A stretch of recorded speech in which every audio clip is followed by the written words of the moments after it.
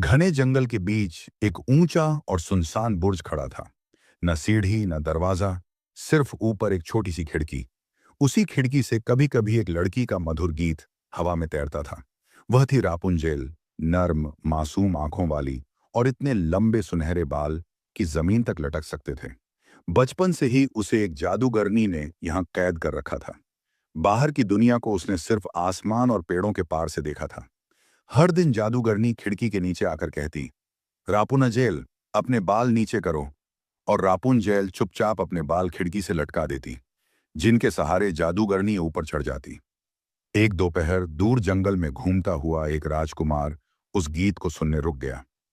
आवाज में कुछ ऐसा था कि वह अनायास पेड़ों के पीछे छिपकर देखने लगा। उसने देखा जादूगरनी कैसे बालों के सहारे ऊपर चढ़ती है। अगले दिन सूरज ढलते समय राजकुमार उसी जगह पहुंचा। खिड़की की ओर देखते हुए उसने धीमे स्वर में कहा, रापुनजेल, अपने बाल नीचे करो। रापुंजेल को यह आवाज जानी पहचानी नहीं लगी, पर उसने झिड़कते हुए बाल नीचे कर दिए। बालों का स्पर्श नरम और गर्म था, और अगले ही पल एक अजनबी चेहरा उसके सामने था। कांधे पर तलवार, पर आंखों में डर नहीं, बल्कि जिज्ञासा और अपनापन। वह कुछ कदम पीछे हटी। आप आप कौन हैं? राजकुमार ने हल्की मुस्कान के साथ कहा, मैंने तुम्हारा गीत सुना और यहां तक चला आया। मैं तुम्हें नुकसान नहीं पहुंचाऊंगा। रापुंजेल पहली बार किसी ऐसे इंसान से मिली थी जो जादूगरनी नहीं था। वह चुपचाप उसे देखती रही, जैसे सोच रही हो, क्या यह सपना है या सच। कुछ देर बाद राजकुमार ने खिड़की से बाहर झांका और बोला, नीचे जंगल है, हवा है, आजादी है। तुम इस टॉवर से बाहर क्यों नहीं जाती? राजकुमार ने सिर झुका लिया, क्योंकि मेरे पास सिर्फ यही जगह है, और जादूगरनी कहती है बाहर मेरे लिए खतरा है। राजकुमार की आंखों में हल्की बेचैनी आ गई। वह धीरे से बोला, खतरा तो अकेले रहने में भी है, बस फर्क यह है कि यहां तुम्हारे पास कोई नहीं। रापुंजेल ने पहली बार हल्की मुस्कान दी। उस दिन उन्होंने बहुत देर तक बातें की, बचपन, सपनों और बाहर की दुनिया के बारे में। अगले कुछ दिन राजकुमार रोज शाम ढलते ही टॉवर के नीचे आ जाता। रापुंजेल खिड़की पर इंतजार करती, उसके बाल नीचे करती, और वे घंटों बातें करते। जादूगरनी को जरा भी अंदाजा नहीं था कि उसकी कैदी अब अकेली नहीं रही। एक दिन जब आसमान में हल्की बारिश की गंध थी, राजकुमार ने धीरे से कहा, रापुंजेल, अगर मैं तुम्हें यहां से बाहर ले जाऊं, क्या तुम चलोगी? रापुंजेल ने खामोश होकर उसकी आंखों में देखा। उसकी नजर में डर और उम्मीद दोनों थे। लेकिन टॉवर में कोई दरवाजा नहीं, हम नीचे कैसे उतरेंगे? राजकुमार ने मुस्कुराते हुए एक थैली खोली, जिसमें रेशम की मजबूत डोरियां थीं।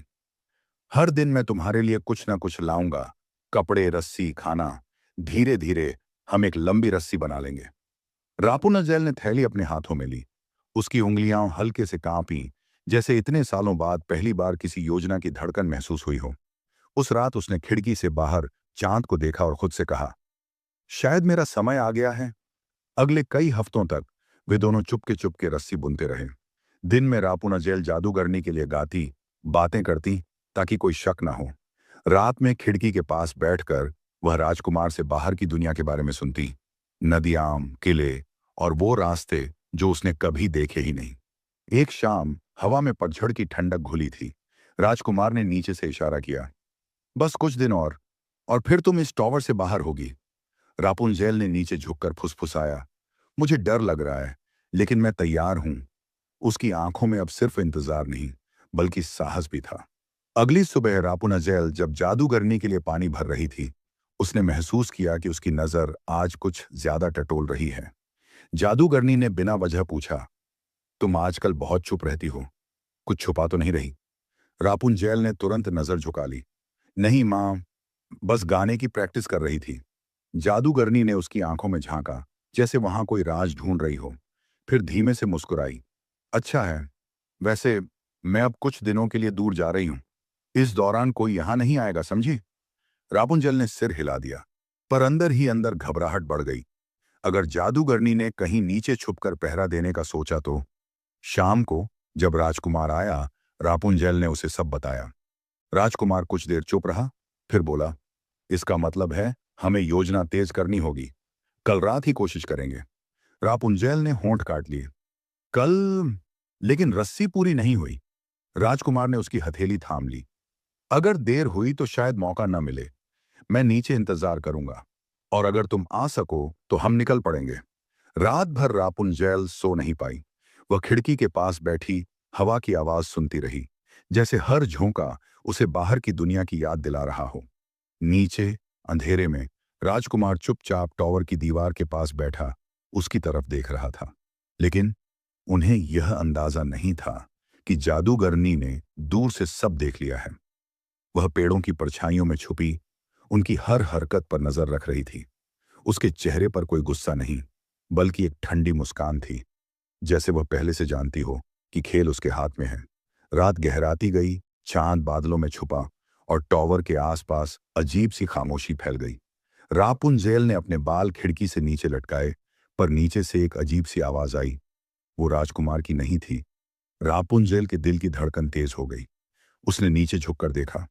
चांद की धुंधली रोशनी में जादूगरनी का चेहरा चमक रहा था। वो वही ठंडी मुस्कान थी जो रापुंजेल ने दिन में देखी थी।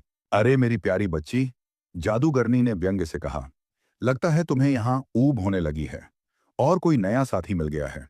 रापुंजेल पीछे हट गई। आप यहां कैसे? जादूगरनी ने उसके बाल कसकर खींचे और ऊपर चढ़ गई। उसकी पकड़ इतनी सख्त थी कि रापुंजेल के माथे पर पसीना आ गया।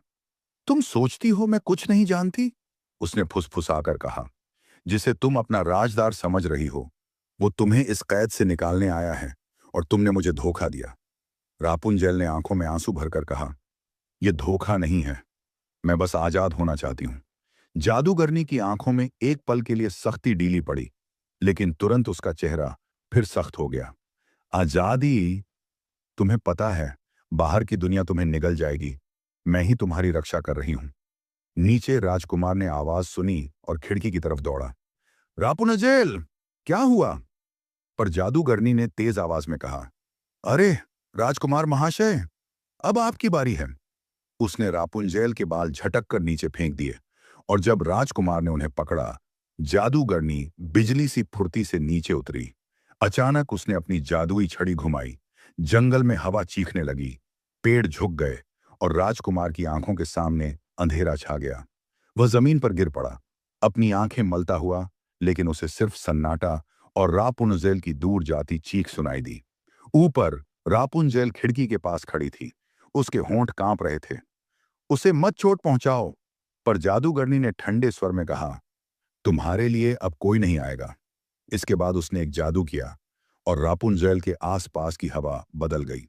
टॉवर की खिड़की, दीवारें सब फीकी होकर गायब होने लगी।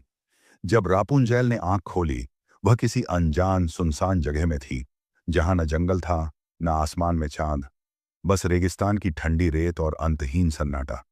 राजकुमार ने जैसे तैसे उठने की कोशिश की, पर उसकी आंखों के सामने अब सिर्फ धुंध और काला अंधेरा था। हर दिशा से हवा का शोर सुनाई दे रहा था, पर रापुंजेल की आवाज कहीं खो चुकी थी। उसने हाथों से टटोलते हुए तलवार उठाई और खुद से कहा, मैं देख नहीं सकता, लेकिन जब तक सांस है मैं उसे ढूंढूंगा। वो ठोकर खाते खाते जंगल के भीतर बढ़ा।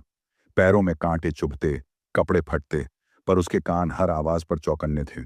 कहीं रापुंजेल की पुकार सुनाई दे जाए। उधर रेगिस्तान के बीच रापुंजेल अकेली थी। दिन में सूरज उसकी त्वचा झुलसा देता, में ठंडी हवा हड्डियों तक चुभती। उसके लंबे सुनहरे बाल अब बिखरकर रेत में उलझ गए थे, पर उसके दिल में राजकुमार का चेहरा बार बार उभरता था और वही उसे हिम्मत देता। एक रात थककर वह रेत पर बैठी गुनगुनाने लगी, वही गीत जो कभी टॉवर से गाती थी। उसी समय बहुत दूर किसी पहाड़ी दर्रे में राजकुमार को एक धीमी सी धुन सुनाई दी। वो रुक गया, सांस रोके, और फिर दिशा पहचान कर आगे बढ़ने लगा। रास्ता आसान नहीं था। एक खाई पार करते हुए वह गिर पड़ा। हाथ छिल गए, लेकिन उसने हार नहीं मानी। हर कुछ देर में रापुंजेल की धुन थोड़ी और साफ सुनाई देती, जैसे हवा खुद उसका मार्गदर्शन कर रही हो। दूसरी तरफ जादूगरनी अपने किसी और जादू में व्यस्त थी, और उसे अंदाजा भी नहीं था कि उनका मिलन फिर संभव हो सकता है। रापुंजेल को भी यकीन नहीं था कि कोई इस वीरान जगह तक पहुंच पाएगा, लेकिन गीत गाना उसने बंद नहीं किया, क्योंकि वह जानती थी यही एक धागा है जो उसे उसकी दुनिया से जोड़ रहा है। आखिर एक शाम, जब सूरज डूबने को था, राजकुमार की थकी हुई चाल अचानक रुक गई। हवा में वही आवाज साफ थी, और इस बार वो बेहद पास से आ रही थी। उसका दिल जोर से धड़कने लगा। वो अब बस कुछ कदम दूर था। रेगिस्तान की ठंडी हवा में रापुनज़ेल बैठी थी, घुटनों को सीने से लगाए, आंखें बंद किए वहीं पुराना गीत गा रही थी। अचानक उसने रेत पर किसी के कदमों की आहट सुनी, धीरे धीरे, जैसे कोई थककर भी चलने की कोशिश कर रहा हो। उसका दिल धड़क उठा। वो मुड़ी, लेकिन दूर तक फैली रेत में कोई साफ आकृति दिखाई नहीं दी। कुछ पल बाद एक धुंधली परछाई रेत के टीलों के पीछे से उभरी। राजकुमार था, धूल से ढका, फटे कपड़ों में, आंखें धुंधली और घायल, पर उसकी चाल में अब भी वही दृढ़ता थी। रापुंजेल हड़बड़ाकर उठी और उसकी तरफ दौड़ पड़ी। राजकुमार! उसकी आवाज कांप रही थी। राजकुमार ने आवाज सुनी, चेहरे पर हल्की मुस्कान आई। वो आवाज पहचान चुका था। यही वो थी जिसने अंधेपन के बीच उसे रास्ता दिखाया। उसने हाथ आगे बढ़ाया और अगले ही पल रापुंजेल उसके सीने से लग गई। कुछ देर तक वे दोनों कुछ नहीं बोले। बस रापुंजेल की सिसकियां और राजकुमार की थकी हुई सांसें ही सुनाई दे रही थीं। फिर उसने फुसफुसा कर कहा, मैंने कहा था, जब तक सांस है, मैं तुम्हें ढूंढूंगा। रापुंजेल ने उसका चेहरा अपने हाथों में लिया और उसकी बंद आंखों पर होंठ रख दिए। उसी पल जैसे किसी अदृश्य बंधन का जादू टूट गया हो। राजकुमार की पलकें कांपीं और रोशनी लौट आई। उसने पहली बार उसे साफ देखा। रेगिस्तान की धूप में उसके सुनहरे बाल जैसे सूरज की लहरों से जगमगा रहे थे। लेकिन खुशी के इस पल में भी उनके चारों ओर की वीरानी याद दिला रही थी कि खतरा खत्म नहीं हुआ है। दूर क्षितिज पर रेत का तूफान उठ रहा था और उसके भीतर काले साए लहराते दिख रहे थे, मानो जादूगरनी को उनके मिलन की खबर मिल चुकी हो। राजकुमार ने रापुनज़ेल का हाथ मजबूती से थामा। हमें यहां से निकलना होगा, अभी। रापुंजेल ने बिना सवाल किए सिर हिला दिया। दोनों ने उस दिशा में चलना शुरू किया जहां सूरज डूब रहा था, क्योंकि वे जानते थे रात होने से पहले उन्हें किसी सुरक्षित जगह तक पहुंचना होगा। रेगिस्तान की हवा अचानक बदल गई। सूरज का सुनहरा रंग फीका पड़ने लगा और क्षितिज पर उठता रेत का तूफान हर पल और नजदीक आ रहा था। उसके भीतर काले काले साए ऐसे घूम रहे थे जैसे उनमें कोई जान हो। और रापुंजेल समझ गई, ये सिर्फ तूफान नहीं, जादूगरनी का जादू है। राजकुमार ने उसका हाथ और कसकर थामा। पीछे मत देखना, बस मेरे साथ दौड़ो। वे दोनों रेत पर दौड़ने लगे, लेकिन हर कदम जैसे किसी अदृश्य ताकत से भारी हो रहा था। हवा इतनी तेज थी कि आंखें खोलना मुश्किल, और रेत चेहरे को चीरती जा रही थी। फिर भी राजकुमार ने अपनी तलवार को कमर से खींचकर पीठ पर लटका लिया, ताकि अगर कुछ सामने आए तो वो तुरंत वार कर सके। पीछे तूफान के बीच से एक आवाज गूंजी, तुम भाग नहीं सकते। वो जादूगरनी की आवाज थी, जिसमें गुस्से और तिरस्कार का मिला जुला रंग था। कुछ ही पलों बाद काले धुएं जैसा एक आकार तूफान से बाहर निकला और तेजी से उनकी तरफ बढ़ने लगा। रापुंजेल ने अपने लंबे बालों को एक झटके में आगे खींचा और हवा में घुमाया। अचानक बालों से एक हल्की सुनहरी चमक फूटी, जिसने कुछ पल के लिए धुएं को पीछे धकेल दिया। राजकुमार ने हैरानी से उसकी तरफ देखा। ये तुम्हारे बाल? रापुंजेल ने सांस संभालते हुए कहा। जादूगरनी ने कहा था, इनमें शक्ति है। आज पहली बार मैं इसे महसूस कर रही हूं। लेकिन ताकत टिकाऊ नहीं थी। कुछ ही देर में धुआं फिर लहराने लगा और जादूगरनी की आकृति साफ दिखने लगी। उसका चेहरा अब गुस्से से विकृत हो चुका था और हाथ में चमकती हुई छड़ी थी। राजकुमार ने तलवार खींची। अगर हमें रुकना पड़ा तो मैं तुम्हें बचाने के लिए आखिरी सांस तक लड़ूंगा। रापुंजेल ने उसका हाथ पकड़कर कहा, हम लड़ेंगे, साथ में। वे दोनों एक चट्टानी दर्रे की ओर भागे। उम्मीद थी कि वहां कुछ पनाह मिलेगी। तूफान और नजदीक था। हवा में जादूगरनी की हंसी गूंज रही थी और हर लहर के साथ रेत उनके पैरों को खींचने लगती थी, मानो रेगिस्तान खुद उन्हें रोकना चाहता हो। तेज हवाओं को चीरते हुए रापुंजेल और राजकुमार आखिरकार उस चट्टानी दर्रे तक पहुंचे। दोनों थक कर हाँफ रहे थे, लेकिन यहां की ऊंची ऊंची दीवारें उन्हें कुछ राहत दे रही थीं। रेत का तूफान अब दर्रे के मुहाने पर टकरा रहा था और उसके भीतर से जादूगरनी का साया और भी साफ नजर आने लगा। राजकुमार ने दीवार के सहारे खड़े होकर तलवार पर हाथ जमाया। रापुनज़ेल ने अपने लंबे बालों को पीछे से पकड़कर कसकर लपेट लिया, मानो उन्हें हथियार की तरह इस्तेमाल करने के लिए तैयार हों। कुछ ही पलों बाद जादूगरनी दर्रे के भीतर दाखिल हुई। उसकी आंखें लाल चमक रही थीं और हाथ में पकड़ी छड़ी से चिंगारियां निकल रही थीं। तुम्हें लगा तुम मुझसे भाग जाओगे? उसने गुर्राते हुए कहा। उसकी आवाज दर्रे की दीवारों से टकराकर कई गुना डरावनी हो गई। राजकुमार आगे बढ़ा। उसे छोड़ दो, वह अब तुम्हारी कैदी नहीं है। जादूगरनी ने ठंडी हंसी हंसी। वह मेरी है, मैंने इसे पाला, इसे जादू दिया, और अब ये मेरा आदेश तोड़ेगी। रापुनजैल ने सीधा उसकी आंखों में देखा। तुमने मुझे पाला नहीं, तुमने मुझे कैद किया। जो जादू तुमने दिया वो अब तुम्हारे खिलाफ इस्तेमाल होगा। ये कहते ही उसने अपने बालों को हवा में घुमाया। एक तेज सुनहरी लहर जादूगरनी की ओर बढ़ी, लेकिन उसने अपनी छड़ी उठाकर उसे रोक लिया। दोनों ताकतें हवा में टकराईं और एक चमकदार विस्फोट के साथ रेत और पत्थर चारों ओर बिखर गए। राजकुमार ने मौका देखकर तलवार से वार किया। जादूगरनी ने छड़ी से उसे रोक लिया, लेकिन इस बार वह थोड़ी पीछे हट गई। उसकी आंखों में पहली बार डर की हल्की झलक आई। शायद उसने महसूस किया कि ये दोनों अब उतने असहाय नहीं हैं जितना वह सोच रही थी। तुम दोनों, वह गुर्राई, मेरे जादू के सामने टिक नहीं पाओगे। फिर उसने छड़ी ऊंची उठाई और पूरा दर्रा अंधेरे में डूब गया। चारों तरफ सिर्फ गूंजती हुई हवा और चिंगारियों की चमक बची, और उसी अंधेरे में उसकी परछाई कई जगहों पर एक साथ नजर आने लगी, जैसे वह हर तरफ से हमला करने को तैयार हो। राजकुमार ने तलवार मजबूती से थामी। जो भी हो, हम पीछे नहीं हटेंगे। रापुनजैल उसके बगल में खड़ी थी। बालों की सुनहरी आभा अंधेरे को चीरने लगी। क्या मैं अगले हिस्से में लिखूं जहां अंधेरे के बीच निर्णायक टकराव शुरू होता है? दर्रे का अंधेरा गाढ़ा होता जा रहा था, जैसे आसमान ने खुद सूरज को निगल लिया हो। हवा में रेत के कण नहीं, बल्कि छोटे छोटे काले चमकते बिंदु तैर रहे थे, जादूगरनी के मंत्र का हिस्सा। हर बिंदु जैसे किसी की ताकत चूसने के लिए तैयार था। राजकुमार ने तलवार को सामने रखते हुए धीमे स्वर में कहा, रापुंजैल, जो भी हो, अपनी नजर मुझसे मत हटाना। रापुंजैल ने सिर हिलाया, पर उसकी आंखें जादूगरनी के फैलते साए पर टिकी रहीं। अचानक अंधेरे से तीन परछाइयां एक साथ उन पर झपटीं। राजकुमार ने तलवार घुमाकर एक को चीर दिया, लेकिन दूसरी ने उसकी बांह पकड़ ली। रापुंजैल ने अपने बालों की सुनहरी लट को चाबुक की तरह घुमाकर उस पर प्रहार किया, और वह साया छटक कर धुएं में बदल गया।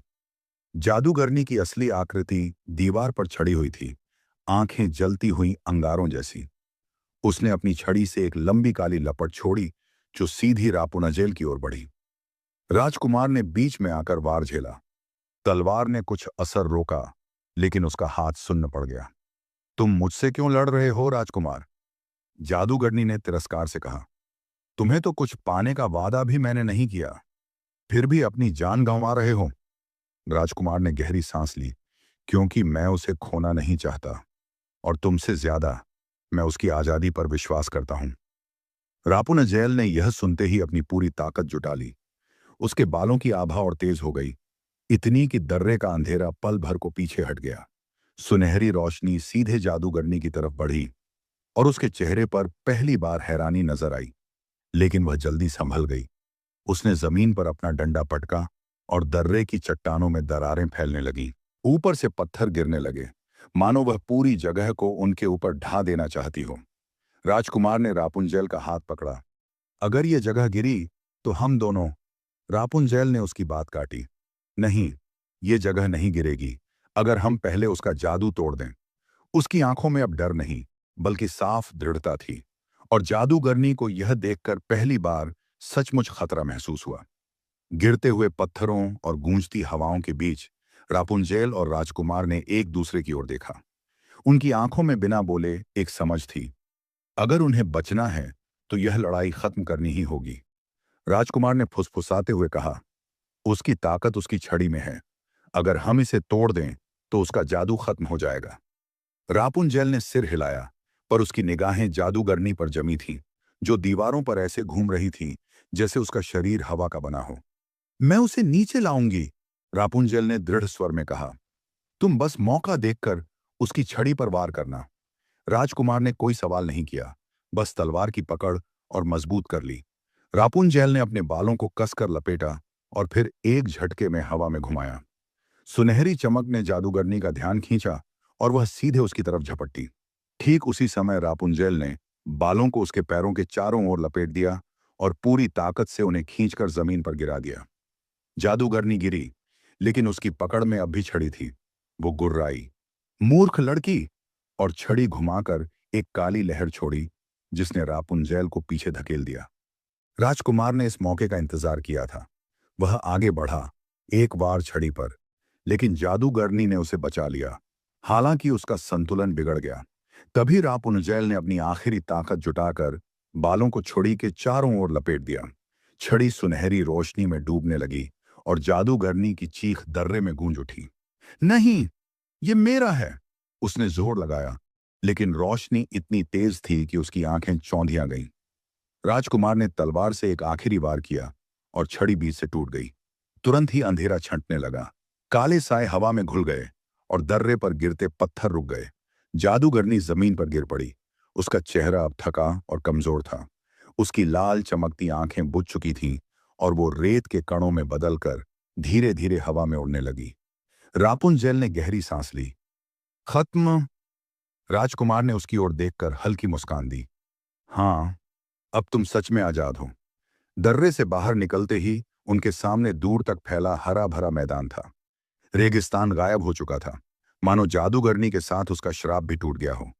लेकिन सफर यहीं खत्म नहीं था, क्योंकि अब उन्हें उस दुनिया में लौटना था जिसे रापुंजेल ने कभी सिर्फ खिड़की से देखा था। क्या मैं अगले हिस्से में लिखूं, जहां वे दोनों राजकुमार के राज्य की ओर लौटते हैं और रापुंजेल पहली बार आजादी का स्वाद चखती है? रापुंजेल ने अपने सुनहरे, रेशमी और जादुई लंबे बाल खिड़की से नीचे लटका दिए। नीचे खड़ा राजकुमार उन बालों को मजबूती से पकड़कर ऊपर चढ़ने लगा। हवा में हल्की ठंडक थी और बुर्ज के आसपास पेड़ों की पत्तियां सरसराने लगीं।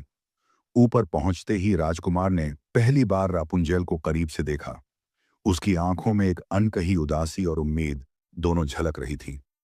रापुंजेल ने धीमे स्वर में पूछा, तुम कौन हो और यहां क्यों आए हो? राजकुमार ने मुस्कुराकर जवाब दिया, मैं वो हूं जो तुम्हें इस कैद से आजाद करना चाहता है। उसकी आवाज में आत्मविश्वास था, लेकिन आंखों में चिंता भी। रापुंजेल ने खिड़की के बाहर देखा।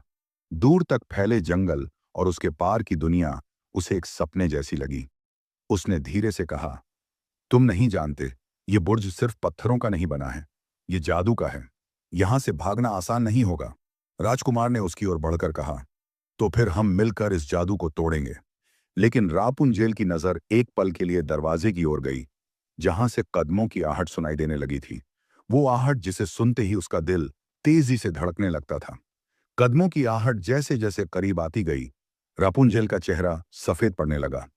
उसने जल्दी से राजकुमार का हाथ पकड़ा और उसे खिड़की की ओर खींचते हुए फुसफुसाई, जल्दी नीचे उतर जाओ। अगर वो आ गई तो सब खत्म हो जाएगा। राजकुमार ने उसकी आंखों में देखा, जैसे बिना कहे पूछ रहा हो, वो कौन? लेकिन समय कम था। ठीक उसी समय भारी लकड़ी का दरवाजा चरमराहट के साथ खुला और भीतर काले लबादे में लिपटी लंबी और ठंडी आंखों वाली जादूगरनी खड़ी थी। उसकी नजर सीधे रापुंजेल के पीछे खड़े राजकुमार पर गई। तो यही है तुम्हारा राज? जादूगरनी की आवाज बर्फ जैसी ठंडी और नुकीली थी। रापुंजेल ने अपने होंठ काटते हुए कहा, कृपया उसे जाने दो, उसका इससे कोई लेना देना नहीं है। जादूगरनी ने धीमे धीमे कदम आगे बढ़ाए। उसके हाथ में एक चांदी का डंडा था, जिसके सिरे पर नीली लौ जल रही थी। कमरे का माहौल अचानक ठंडा हो गया, मानो दीवारें भी सांस रोके खड़ी हों। तुम जानती हो, वो बोली, इस बुर्ज से भागने की सजा क्या होती है? राजकुमार ने आगे बढ़कर रापुंजेल के सामने खुद को ढाल की तरह खड़ा कर लिया। अगर सजा देनी है तो मुझे दो, पर उसे मत छुओ। जादूगरनी की आंखों में एक पल के लिए हैरानी झलकी, लेकिन फिर उसके होंठों पर एक हल्की मुस्कान आ गई। वो मुस्कान जिसमें कुछ खतरनाक छुपा था। बहुत अच्छा, तो हम तुम्हारे साहस की परीक्षा लेंगे, उसने कहा, और नीली लौ अचानक और तेज चमकने लगी। नीली लौ की तेज चमक से पूरा कमरा जैसे जलते आसमान के टुकड़े में बदल गया। रापुंजेल अपनी आंखें ढकते हुए एक कदम पीछे हटी, लेकिन राजकुमार मजबूती से अपनी जगह खड़ा रहा। जादूगरनी की आवाज कमरे में गूंज उठी, अगर तुम सच में रापुंजेल के लिए अपनी जान दांव पर लगाने को तैयार हो, तो तुम्हें मेरी भूल भुलैया से गुजरना होगा। ऐसी भूल भुलैया जहां न रास्ता साफ है, न मंजिल का यकीन। वहां तुम्हारा सामना उन परछाइयों से होगा जो तुम्हारे दिल के डर से जन्मी हैं। राजकुमार ने बिना झिझक सिर हिलाया। मैं तैयार हूं। जादूगरनी ने अपना डंडा जमीन पर मारा और देखते ही देखते फर्श पर एक काले भंवर जैसा दरवाजा खुल गया, जिसमें से ठंडी हवा और अंधेरे की लहरें उठ रही थीं। अगर सूरज ढलने से पहले तुम रापुना जेल तक लौट आए तो वो आजाद होगी, जादूगरनी ने कहा। लेकिन अगर देर हुई तो वो हमेशा के लिए मेरी होगी। राजकुमार ने रापुंजेल की ओर देखा। उसकी आंखों में डर और उम्मीद दोनों थे। मैं लौट कर आऊंगा, उसने दृढ़ स्वर में कहा और बिना एक पल गंवाए उस अंधेरे भंवर में कूद गया। भंवर के भीतर उतरते ही उसे लगा जैसे वह अंतहीन गहराई में गिर रहा हो। फिर अचानक उसके पैरों के नीचे जमीन आ गई। एक घना, धुंध से भरा जंगल, जहां पेड़ों की टहनियां एक दूसरे में उलझकर रास्ता बंद कर रही थीं। में अजीब सी फुसफुसाहट थी, जैसे पेड़ आपस में बातें कर रहे हों।